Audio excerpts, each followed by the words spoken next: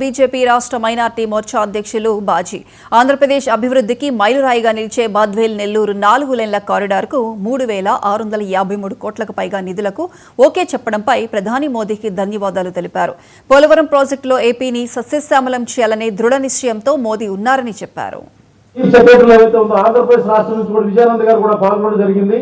పోలవరం ప్రాజెక్టుతో సహా ఒకనాడు నరేంద్ర మోడీ గారు దేశ ప్రధానిగా వారు ఆంధ్రప్రదేశ్ కోసం ఇచ్చినటువంటి జీవనాడి అయినటువంటి పోలవరం, అదేవిధంగా జాతీయ హోదాని ఇచ్చినటువంటి పోలవరం, ముంపు మండలం యొక్క సమస్యను పరిష్కరించినటువంటి పోలవరం, ఈ రోజున మహానాడు వేదిక చంద్రబాబు నాయుడు గారు పలికినటువంటి ఆంధ్రప్రదేశ్ రాష్ట్రం పోలవరానికి ఇచ్చినటువంటి 12,500 కోట్ల సందర్భించినటువంటి పోలవరం గురించి సాక్షాత్తు ప్రధానమంత్రి వర్యులు చీఫ్ సెక్రటరీలతో సమావేశం జరిపి ప్రాజెక్టుకు సంబంధించినటువంటి అన్ని అంశాలు త్వరితగతిన పూర్తి చేయాలనేటువంటి ఆదేశాలు ఇవ్వడం అనేది ఆంధ్రప్రదేశ్ పట్ల భారతీయ జనతా పార్టీకి ఉన్నటువంటి ప్రత్యేకమైనటువంటి ఆలోచన సరళి వ్యక్తం చేస్తున్నటువంటి పరిస్థితి.